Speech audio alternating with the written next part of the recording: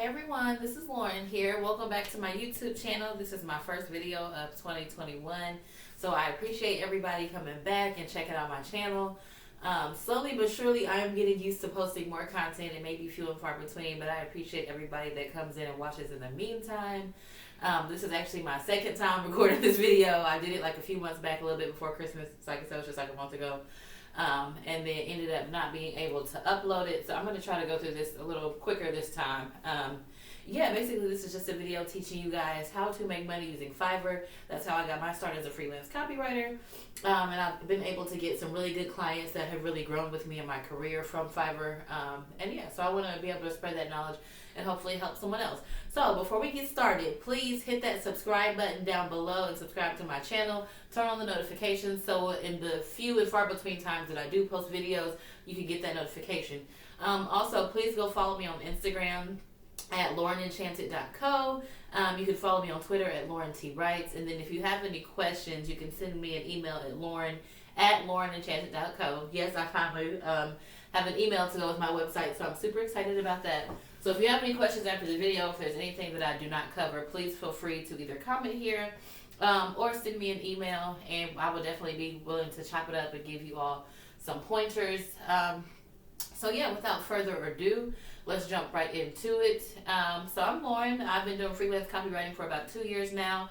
Finally went full time this year, and the results have been rocky but steady, which is the oxymoron. So I guess what I should say is, it's like any journey of entrepreneurship. You know, some weeks you make great money, and then some weeks you don't know what's going to happen, you know, and so that definitely has been the same here. But I think that there are some tried and true methods in any field, especially a service-based field, that work as far as like cold calling, and different things like that, which maybe I'll make another video on how to get clients no matter what. But yeah, so Fiverr is basically a service, or I guess a website for both freelancers and people who are looking for freelancers. So you can make an account as a seller or a buyer. Obviously, if you're looking to make money, you want to make an account as a buyer. And basically, they will ask you, you know, for your quote-unquote credentials. They don't ask for any official credentials, but there's a bio section where you fill out, you know, I think I put where I went to school, a little bit of my work history, and then I have my website in there. And so when you make your profile, you'll want to make a compelling bio to kind of just let people know who you are, that you can in fact provide the service that you have, and that you know your shit. You know, it's a lot of people out here that really don't know what they're doing, or maybe they do, but they're just new and don't have as much experience. And that's okay too. Like, we all have to start somewhere. I definitely don't knock any of the new guys, but your bio is kind of a chance to tell your story and how you got there. After you complete your bio, and one more thing on the bio. So underneath your bio, there are like different certifications. So Fiverr has it set up to where you could take tests and it will show that you are like very proficient in SEO or very proficient in Excel or whatever. And so the more tests you take, the higher your seller rating goes up. I think I've only taken like the English test, and I may have taken like an SEO test or something like that that's on my profile. And I always say I'm going to take more, but honestly I just haven't done it yet. You know, and I probably should, but I've done okay without taking them. But that's just a little advice on that. So yeah, once you make your bio, you'll go through and you'll make a gig. And so one thing that I suggest, but I would say tread lightly on, is definitely look around the website and check out, you know, some profiles of some people who are like adjacent to you or who do similar work to you. But at the same time, don't use their profiles as law. What I mean by that is, when I first made my Fiverr, which was like September 2018, you know, I was looking around at other bloggers, other freelance copywriters, and there was a girl who was like, you know, I'll write 1,000 words for $15, and she had like thousands of orders, and I was like, oh my god, that's so smart. Like, all I need is, you know, XYZ orders to make this much money. And that was like the stupidest thing I could have done. Number one, because like 1,000 words, 1,500 words is like 3 pages. And so basically you're writing all that for $15. Now, if I had to guess, knowing what I know now, she probably has a template that she uses and just recreates for every client that makes it very easy to turn those over. I'm not really, I do have like an outline that I will use if I'm like stuck, but I'm not really a template writer. I normally take every topic, break it down with little discussion questions, go back and answer those questions and turn it into an article, blog, paper, whatever. But that's just my writing style. Not everybody, or we all have different writing styles. But to my point, charge the price that you think is fair for you, right? So somebody might want to charge $15 for 1,000 words because they can knock that out in a few hours. But if your writing process is different, charge what you think, charge what you're worth. If it's going to take you a day, or maybe 2 days, charge what you need to make for a day or 2 days. If your work is quality, the reviews will speak for themselves and the clients will come. And to that point, when you set your gig, you can set the price for the gig. You can set different specifics. So like how many words do they get for, I'm a blogger, and I put on there, I'll write blogs and articles. So like my basic tier, I actually just raised the price. It's $75 for a 500 word blog. And what's crazy is, again, I started with like 1,500 words for like $15, then went up to like $25 for 1,500 words, then cut it back to 500 for 25, then did 500 for 30, and now I'm at 500 for 75 for several reasons. One, because I get so many hits on Fiverr, people asking me questions, and either they don't follow through with the order, or they do come through with the order, but I kind of have a habit of putting Fiverr on the back burner, just because I do have live clients as well that I've met other places, not on Fiverr. And so I kind of give them priority only because, I was going to talk about this later, but I was telling there, Fiverr does take a cut of the money as a finder's fee, which is fair, but if I can make more money from this client that I don't have to pay a finder's fee, then I would rather do that. Because with Fiverr, there's a finder's fee, and then I always get the money routed to my PayPal because I don't like to touch any of my writing money unless I need to, or unless I'm reinvesting it. And so, there's the finder's fee for Fiverr, then when I put it in PayPal, there's the fee for that. And so it's just like, if I can get clients elsewhere, then I'll do that. So back to your gig. So you'll set the description for the gig, you'll set the specifics like word count, will you do research, how many edits the person can get. So if you deliver the order and they say, oh yeah, but it's a little too long, or this is nice, but can you talk a little bit more about this, or what does this mean? Those type of things, you can define ahead of time. Okay, you get 2 edits and that's it. Or you can say you get unlimited edits. Me, personally, I tell people they can have as many edits as they want because normally they don't need any. And the most I've ever had to do was like 1. So you can define word count, edits, again, price, and then they also give you the ability to tier it out, right? So mine, I had multiple gigs, but I just took it down to 1 gig because again, my Fiverr was getting kind of out of control. But my first gig is the first tier is for 1 blog for $75. The second one I think is like for 2 or 3 blogs, and then the third one's like for 4 blogs. And the price I try to discount as I go up, if that makes sense, just to create some incentive for people to buy. So you can do that. You have different options on things like that. And so I definitely would suggest having the tiered system only because it allows you to get more sales, number one.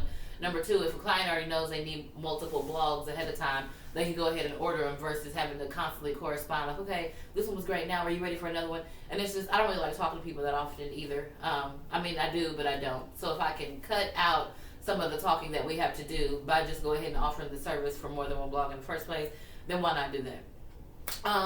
So people can come to your page based on what the words in your page and what people are looking for, and your seller status is how things will pop up. I'll try to add some screenshots in here too. So your seller status is basically based on how long you've had an account, how long you've gone without getting warnings, if you've reached a certain dollar amount, and I think like maybe 1 or 2 other things. This is what I don't like about Fiverr, because what's crazy is I am literally green in all of those areas. Like I've made the $400 that they want you to make. I have, my reviews have stayed up. I've gotten like 1 warning one time, and that was like a year ago. And so, I just can't get past the seller 1 stage, which I think is kind of BS on Fiverr's end. But I continue to make money on there, so I'm not going to complain too much. But again, that's just like, I feel like some BS on their end. And to that point, when you finally get somebody to buy your gig, you finally get a buyer to buy. Obviously, you set up the process a little bit. I have where they just need to submit their requirements, submit their payment, and then add anything else that they think I should know. And so mine is pretty straightforward. Again, I don't really like to talk to people, so I try to get everything answered in the first round. You'll get the order, you complete it, you have a time frame to complete it, and the time frame goes by the hour. So let's say I can write a blog in 24 hours. So if somebody orders it at 6 p.m. today, then by 6 p.m. tomorrow it's going to be due. So it literally goes straight to the hour, which I like and I don't like. I like just because it makes it easier, I guess, to gauge when things will be done. But what I don't like is that it doesn't give you any leeway for for good or bad. And so what I mean by that is, if you're like a few hours late, they're gonna ding you for being late. But if you're a few hours early, there's no like bonus added to your your metrics for delivering something early, which I don't like, because there's times where I feel like as long as it's in the day, who cares? You know what I mean? And not to sound like I don't care about clients, but like if your delivery time is like at 6 a.m. and I don't email it to you till 9 a.m., like, did that really make a difference? You know what I mean? And if you're the professional that you're supposed to be, and I'm ghostwriting this for you, then you probably should have ordered it far enough ahead of time that you could have made any necessary edits that you needed to make, or if I needed to make edits, whatever. I'm not holding other people's business. But my point is that Fiverr, some of their metrics, I don't necessarily agree with how they work and how they do them. So you go on, you set your profile, you make a gig, people order your gig. Let me see if there's anything. Again, I want this video to be kind of short. And I'm actually in buyer mode because I was buying something. So yeah, they track your earnings, and so that's the other thing I don't like. So when you complete a gig, it's probably going to take a good 5 to 7 days, maybe 10 days for you to get your money. So this is definitely not a get rich quick scheme. I don't like that the money takes so long to get cleared. It's crazy because when you order a service, now that I've been on the buyer end, you have to pay to order the service. But I think like when people deliver, so the person that you deliver an order to has 3 days to mark it complete. If they don't mark it complete within those 3 days, then Fiverr will automatically mark it complete. So you have to wait those 3 days, number one, to get your money if the person's sold around. And then number two, I think there's another like 7-day clearance period for the money to come out. And so again, I still do it because I still use Fiverr because it is money and it is a way to meet new clients. But I don't necessarily care for all of like the inner workings in the system. So yeah, you can create templates. You can set up how you want your payments. You don't have to use PayPal. I use PayPal, but I think you can set it up to where it goes like directly deposited to your account.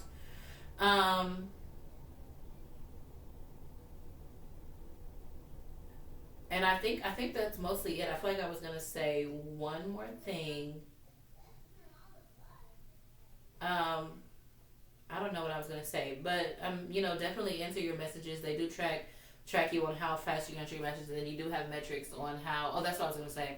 So you have metrics on how fast you answer your messages, how much you meet your delivery times, and then your seller rating. So my seller rating is a 4.9 out of 5. And it's not a 5 because I have had my share of, not share, but I've had an unsatisfied customer too. There was one guy that placed an order, and I think that I just really wasn't interested in the type of work or the type of writing. As a writer, I think it's important for us to be excited about what we're writing about. And so I think with this particular gentleman, I was really just not interested in the topic, and I couldn't do the research, and I just, was probably working a lot, whatever. And so I kept telling him that I was going to do it, because normally I do pull through and do it, but I just, he fell through the cracks. And so I kind of forgot about it. And he never got his order. And so that was a 1 star. And then there was another time where I think I went like 3 days without checking my account. And in that time, I have like 2-day turnaround time. So in that 3 days, somebody placed an order and did not get it. And I was just like, oh shit, what the hell? They didn't even text me. They didn't even send me an email. And so they might have, I don't know what was going on. But either way, I missed that order. And so to that point, those were 1-star ratings for me, because neither one of those guys got their order, but they placed the order. So I'm sure they got refunded or whatever. But to that point, I did, think about deleting my account and starting over and kind of like, jimmy rigging the system just so my ratings could stay high, because I knew that I had the potential to get my ratings high. But to that point, I did, get in some forums on Facebook for Fiverr people. And a gentleman was like, we all have bad reviews. It just shows that you're a real person. If you have bad reviews and then you have more good than bad, it shows that you've improved. It shows that you learned. Don't worry about it. Don't beat yourself up. Just take it. And so it's been probably like over a year, and I still get steady clients on Fiverr. So I don't read too much into that. So I hope this helps anybody that's thinking about jumping into the Fiverr world. If you have any questions, please hit me up on Instagram or email me or anything. I would love to help, love to be a resource. Please follow my Instagram at laurenenchanted.co. I'll try to put it on the screen. Follow my Twitter at Lauren T. Writes. Hit that subscribe button down below. And again, thank you guys so much for watching. I really do enjoy making these videos. And I try to talk about things that bring value to everybody, or at least can make you some money. So thanks for tuning in, and I look forward to talking to you guys next time. Peace.